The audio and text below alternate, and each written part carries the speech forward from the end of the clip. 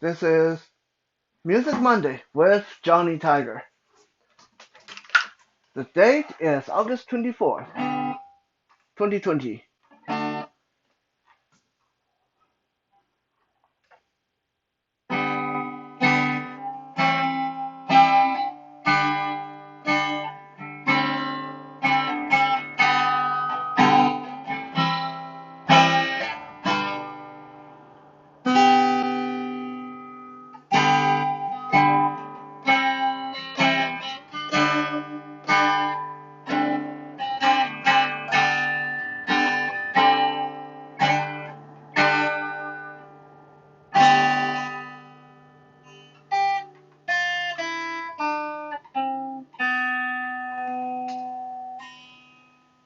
Had to write a new song on this old guitar. Write about the same old thing since nothing has changed.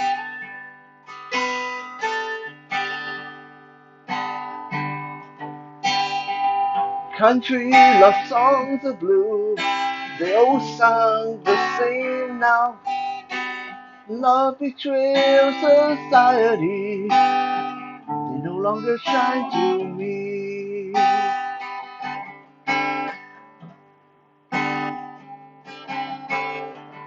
Got another phone call, they wanted another new song. They said the audience waiting, and don't take too long.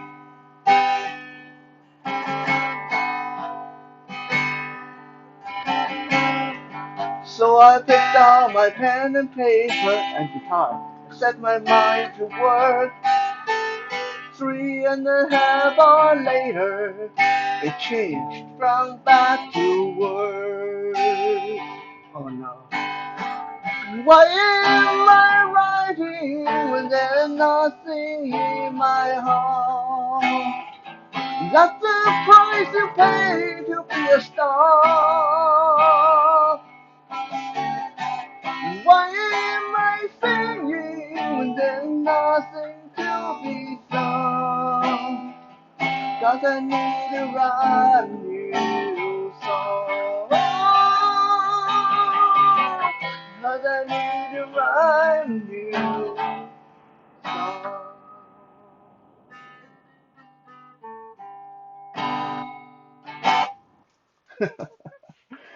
uh, when I wrote that song back in 2007, it was after like phone call number 50 from my agent or my manager, or the guy that was supposed to be arranging gigs and stuff like that for me and the cat.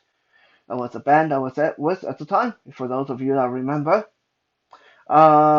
And the contract said that I had to release a new song. I had to submit a new song at least every 2 months. And I had to have at least one album out every 2 years. And here's the problem. In the beginning, uh, when we signed the contract, everything seemed straightforward. Yeah, a guy like me who can write songs uh, like they were going out of fashion, a song every 2 months, no problem. I can give you 4 songs every month if I have to. But what they didn't mention was they have to like the song for it to count as a submission, for it to be considered for publication or release. So you can submit 100 songs in a month, but if they don't like any of it, then they still hold that against your contract. They still tell you that, hey, you haven't submitted your song in the last 2 months. Hurry up, hurry up. We need a new song from you. And you try to tell them, I've sent you 50 songs already. And they'll tell you, well, yeah, that one wouldn't sell, and that one's too simple, and that one's too complicated, and that one is too politically sensitive, and so on and so on and so on. It got to the point where I honestly didn't enjoy music anymore. When I was a teenager, when I was a young adult, when I first started performing music, I loved performing music. I loved writing music. But by 2007, I was ready to just put my guitar away and never play music ever again. I stopped going to karaoke.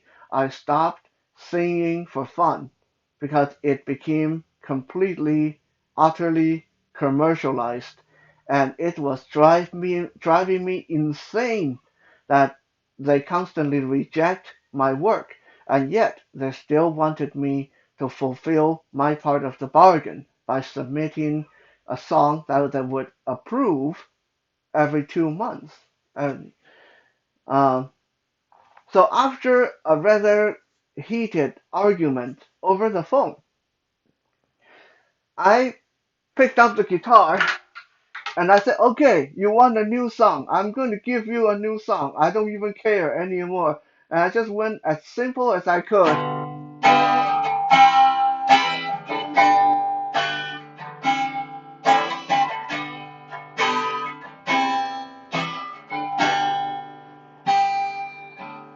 And I just sang whatever came to my mind, whatever was going through my head at the time during the phone call, and the things that were bothering the heck out of me.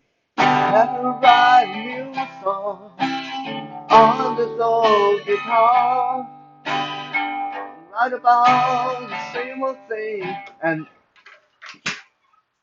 I expected two results after submitting this song. I expected that it would piss them off so much that they would cancel my contract right there and then. Or I expect that they would come back and tell me that this just wouldn't sell. This is utter crap. Because, I expect it to be utter crap. I didn't put any real thought into it. And then guess what? It became our most requested, most favored song for 2007 and 2008, only later replaced by uh, Beautiful Fantasy World, which was actually on the same album uh, and much, much more complex. But Write a New Song became abnormally, surprisingly popular uh, as far as popularity for us went. And that was surprising then, and I still don't understand it today. Just to show you that sometimes people don't really know what they're talking about. Sometimes you don't even know what you're talking about as a musician. It's so hard to predict what people will say and what people will like and what people don't like.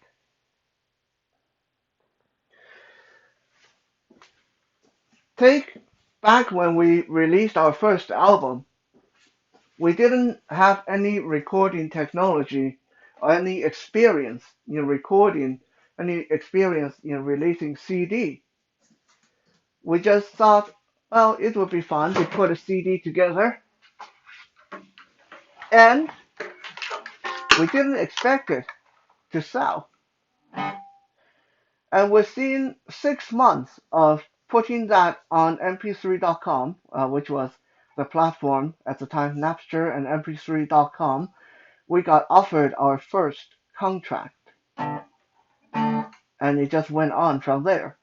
And I go back and listen to that first album now, and I cringe when I listen to it. With what I know about editing music and sound and audio today, I go back and listen to that and I think, wow, we actually sold this crap to people and people actually liked it. It's simply amazing.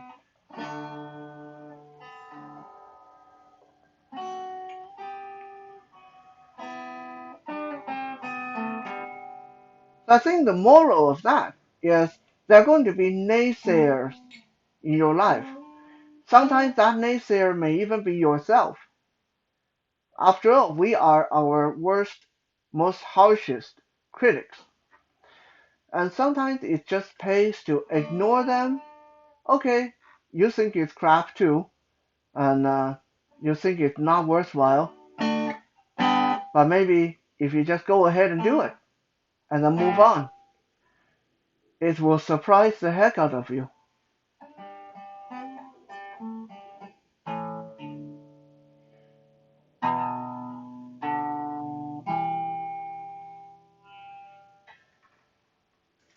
Speaking of naysayers,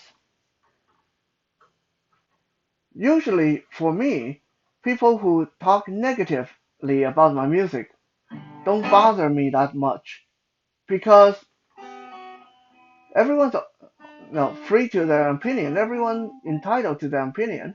And if they don't like it, they don't like it. If you don't like it, don't buy it. Don't listen to it. That's fine. But it's usually the compliments that are not really compliments that just drive me bonkers, drive me nuts. Compliments like the ones that my mother liked to make. You sound really good, but you don't look the part. You shouldn't sing that song because when people look at you and hear you sing, you look like you should sing something totally different. But you sound very very nice when you sing that. Um, hmm. I'm not quite sure if that's supposed to be a compliment or an insult. Another one that she liked to do, well, that song you just released sounds pretty good, but, and there's always a but you held that note too long, or you didn't hold that note long enough, and it ended too abruptly, and the song was too loud, and so on and so on. Wait a second. I thought you were trying to compliment me and encourage me. Didn't realize that you were trying to critique my music and give me suggestions, which, considering my mom uh, can't really sing on key and doesn't really know how to play any instrument at all, hardly the kind of person that should be critiquing uh, how other people do their music. And then there's my dad. The kind of comments I get out of him is comments like, "Well, that's pretty good. That's pretty good. Yeah, yeah. You sound pretty nice. For someone who just uh fools around with music. You don't sound professional. You'll never be professional. But yeah, you sound okay. You sound pretty good. Uh, thanks, Dad.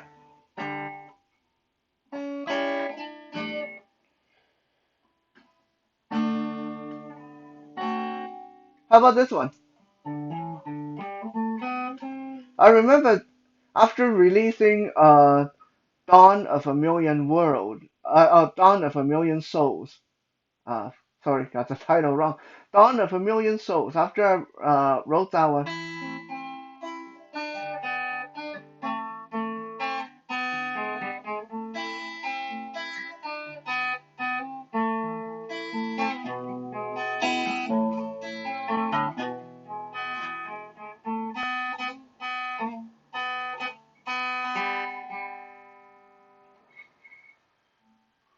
a friend phoned me after I released that song, and he said that song you just released, it's beautiful. It's so nice. I love it. Man, you are really much better at songwriting than you are at singing. Ow. Uh, thanks. I think I'm going to hang up now and go lick my wounds and maybe never sing again.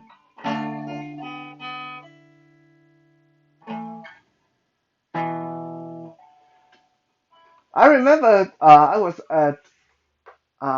I was working at a summer camp, and I got up really early to tend to my duties, and then after I was done, a lot of people were still sleeping, so I grabbed my guitar and went and sat outside uh, where I wouldn't disturb anybody, and I was messing around with just playing songs, playing random songs, and I was doing this one.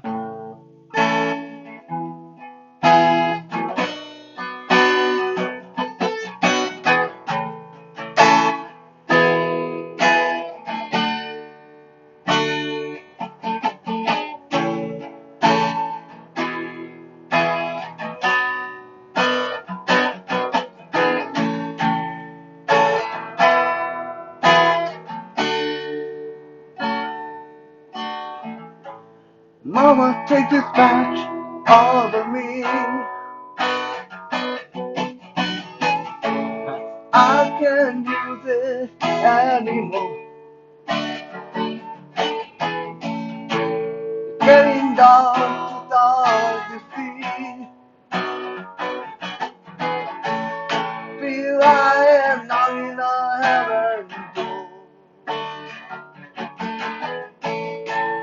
No, no, knocking on heaven's door.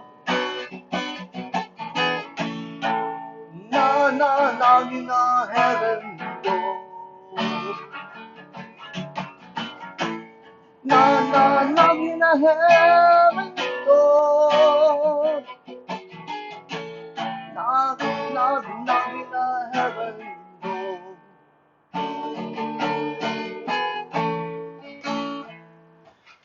And the janitor of the campsite came by and touched me on my shoulder, and he said, I just want to tell you that you sound so great. Out here, it's a treat to sit out here and listening to you sing and play. You sound just like Bob Dylan. Uh, thanks, I think. I mean, Bob Dylan is a heck of a musician. I'll never dispute that. He's a whiz on the guitar, and he's great at writing songs. But when we come to talk about someone singing, to be compared to Bob Dylan, it got to be like one of the biggest insults in the world. No offense, Bob Dylan, but yeah, the guy can't sing. The guy sounds really weird. And I just got compared to Bob Dylan, and ow, my broken heart. It's that kind of compliments that are not really compliments that get to me, and I often don't even know how I should think about them. Even after all these years, compliments like the ones I mentioned still hurt, and I sometimes when I'm not very strong in my head, when I'm not psychologically, emotionally grounded, I still think, man, maybe those people were right. Maybe I am uh, much better at songwriting than I am singing. Because when I sing, apparently I sound like Bob Dylan, and maybe I should never sing again. But luckily, I'm very good at ignoring that inner voice, and that is bringing us back to what I said earlier. Sometimes the voice is outside, easy to ignore, but the voice from the inside, you also have to get used to ignoring them, especially when they tell you useless, pointless stuff. And with that, we come to the end of Music Monday. We'll be back again tomorrow for Tactical Tuesday. For now, I'm just going to play me some guitar.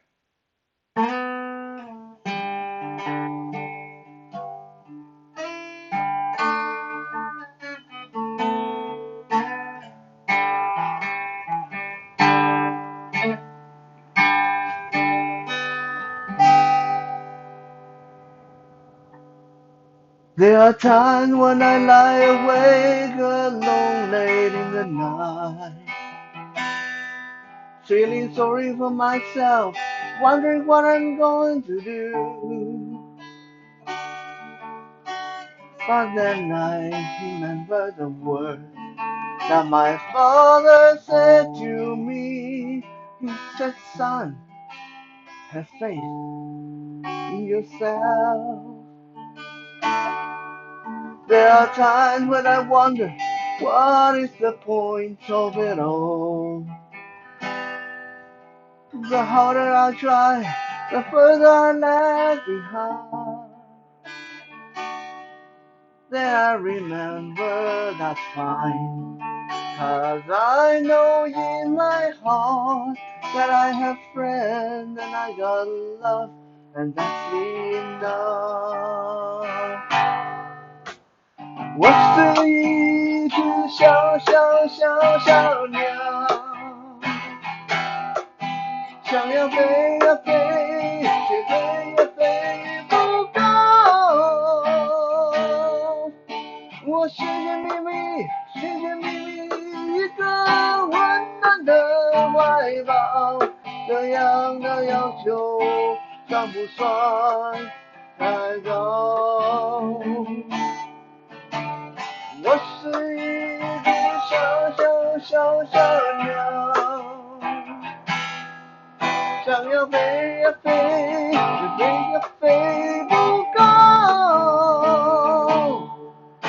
我寻寻觅觅，寻寻觅觅一个温暖的怀抱，这样的要求算不算太高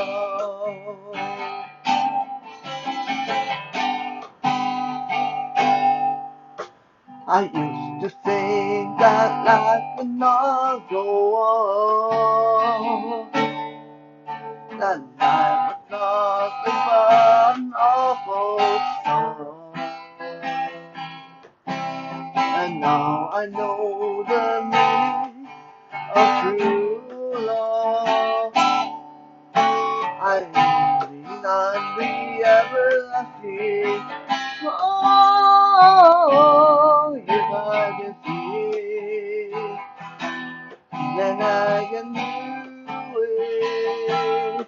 If I just believe it, then nothing do. I believe I can fly. I believe I can touch the fly. Whoops, mix that one up. I believe I can fly. I believe I can touch the sky. Think about it every night and day. This is how music should be done. Trim my wings and fly away, no pressure. I believe I can soar. See me running through that open door. I believe I can fly. And I believe I can fly. And I believe I can fly. If I just spread my wings, I know I can fly. I can fly. I can fly. I can fly. I can fly. I can fly. I can fly. I can fly. This is getting a bit boring now, so let's do something else.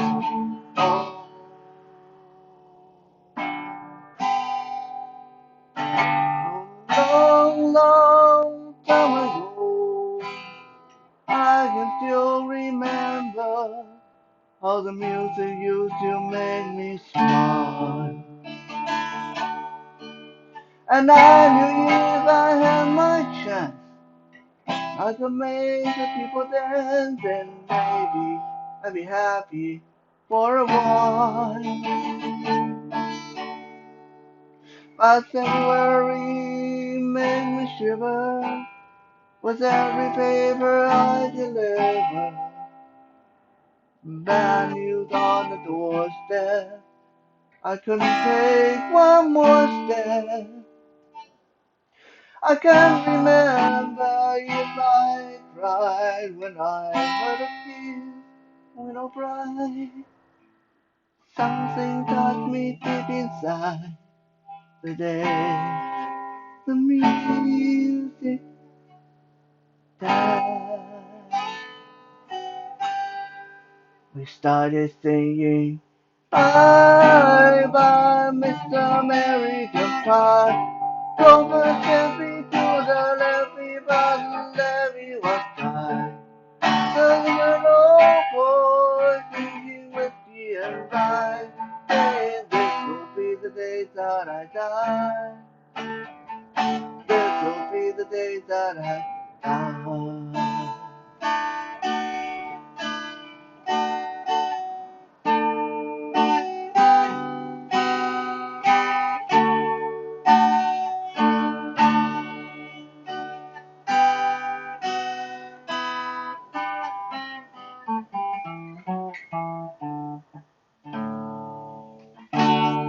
Remember, it doesn't always have to be perfect. It doesn't always have to be good. But you should always enjoy it.